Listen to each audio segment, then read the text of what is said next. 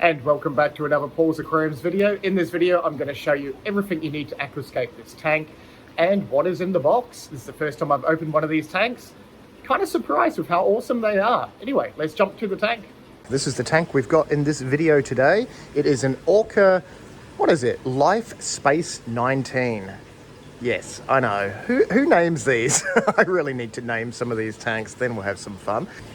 And it is out of the box. It's not a bad little tank. It is obviously glass, curved, has little bits and pieces to it.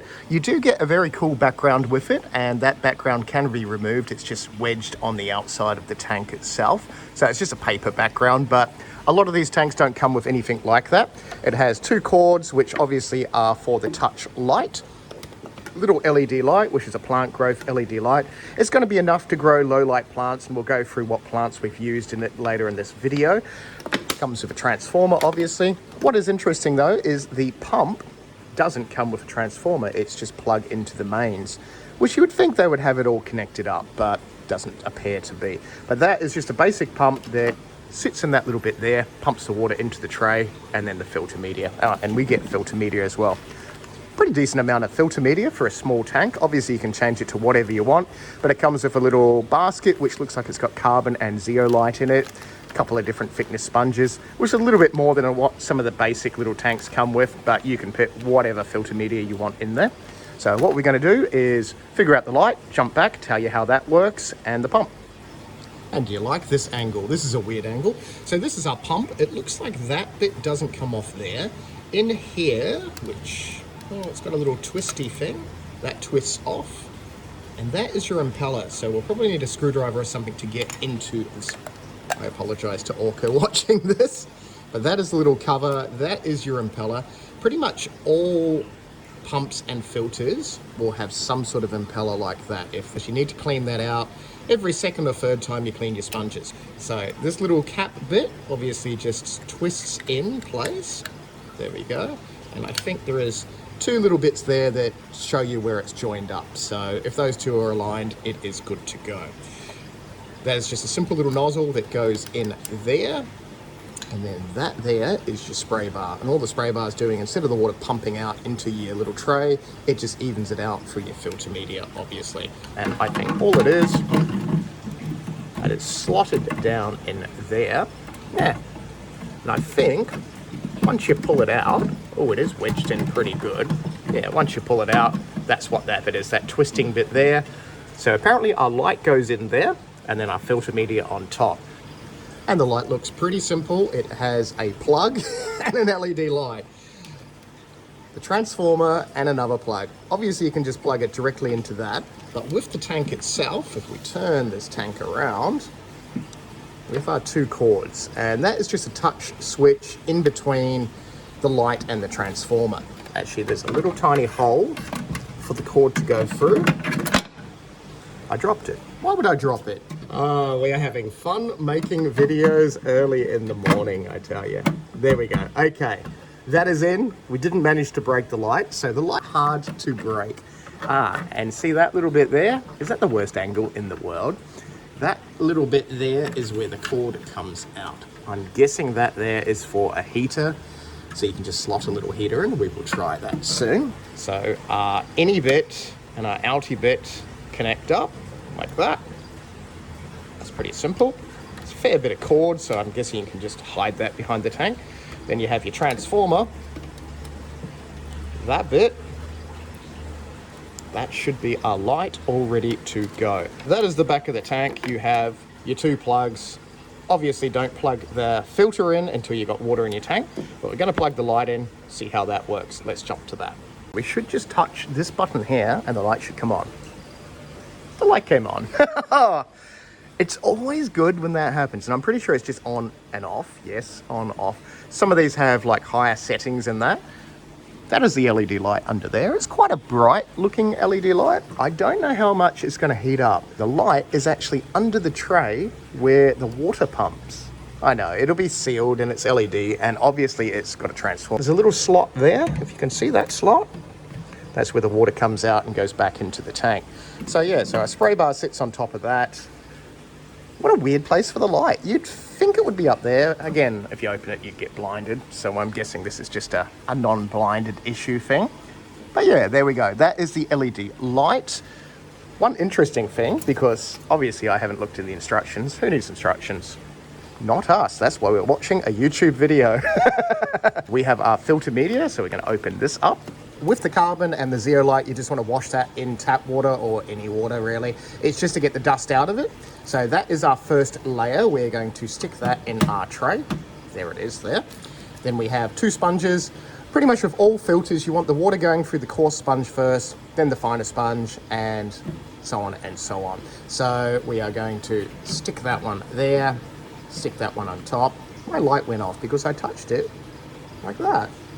Fascinating. Make sure that you've got the spray bar aiming down and not up, obviously. Otherwise it's just gonna hit the lid and who knows where that water's gonna go. But it seems to be a pretty simple design. The edge of this is higher at the sides than it is at the bottom. So if this does clog, the water's gonna go through there. So once you get water in there, so it probably pays to soak all this filter media first. Yeah, it looks like a nice simple flow. So another thing with these tanks is because the pump needs to be kept cool and the water cools it down, you have to make sure your water level is up high enough. So if we go from the side, that is the pump there. So it just needs to be right underneath the water. If you have your water level too far down, that's going to overheat the electromagnet and the epoxy is going to expand, and then that is a disaster. The light is under there somewhere. Wow, interesting.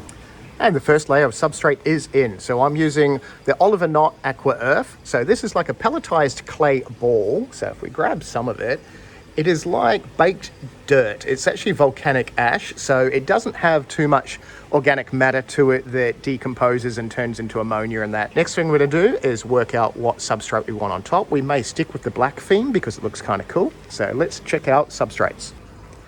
And again, there are tons of different substrates, so we're just going to go with a plain black pebble. And we have our second layer of substrate in. It does look obsessively thick, but that's what you're going to need if you want to grow some decent plants. Now that we've got our substrate in, we've got our 2 layers. So we've got our sort of aqua earth down the bottom and then our inert gravel up the top. You can use whatever color you want, obviously. We're going to pick our Aquascape rocks. And how fun is it picking rocks? Wow. There are a lot of different rocks to choose from. Obviously, lava rock. Most of our dragon rock has gone. What a pain. This is an awesome, awesome rock. There was lots of this yesterday. It's all sold by a kilo. So for little tanks like that, it doesn't cost very much at all. Like that is, what, that's your red lava rock, $13 a kilo. That's probably a $2 rock at the most. And it's lava rock. And I've gone super, super simple. We have just gone for the round lava rock. That was only $16 worth of lava rock. And that's, I think, $7 a kilo over here. So different prices, different places. What we're going to do, though, is this rock here, we want to balance there. So we are going to super glue that in place. Otherwise, it's just going to topple over. So let's grab our glue.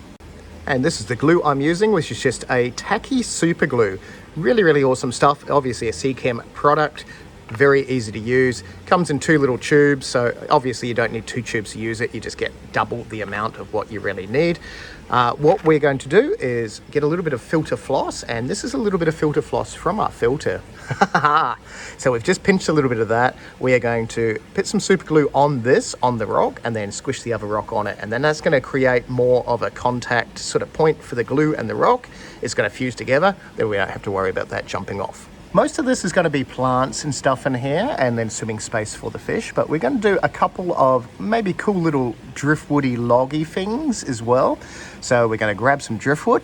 So I actually found the coolest little bit of driftwood ever, or Malaysian golden vine. That is going to sit perfectly in our tank over our rocks. So, well, let's hope it does. I haven't actually tried it yet. Oh, yes. Sort of like that. So that'll give somewhere for the fish to swim around. Don't forget all the plants are going to be along the back there, some little plants down the bottom.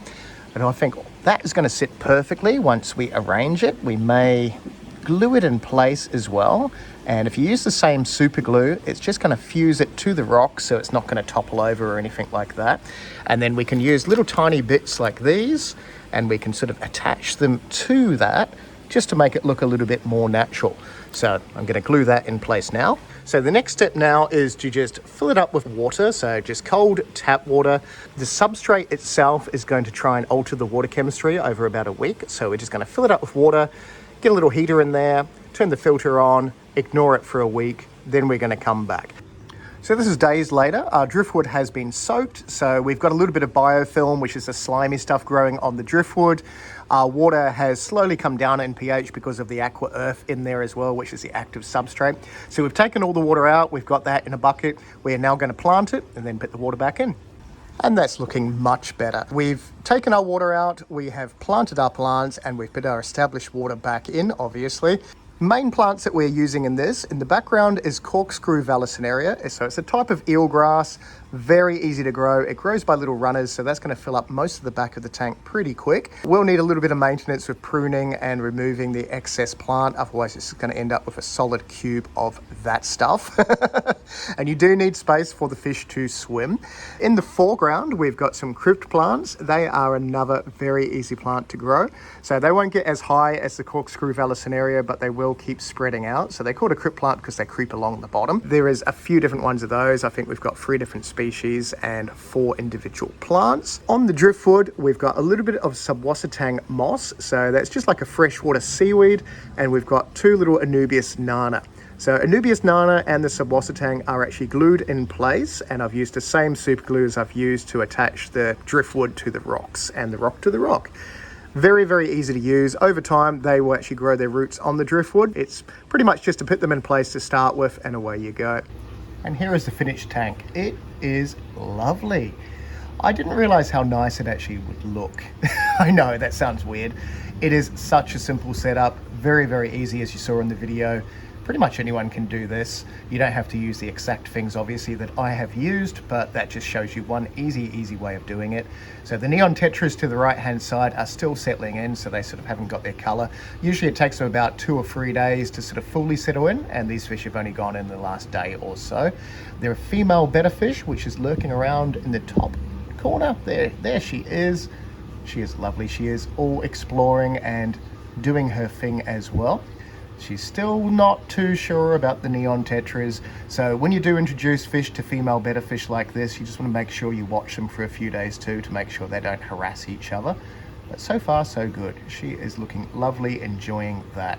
So this setup would also work with a male betterfish. You just wouldn't want to keep the neon tetras in there as well, because male betterfish kind of get a little bit cranky when there's fish in their territory. Females are less cranky, but still, you just have to watch them for the first few days. I hope you liked this video. If you did, click the thumbs up so I know, and I will make more videos like this one. Thank you very much for watching, and we will see you in the next video.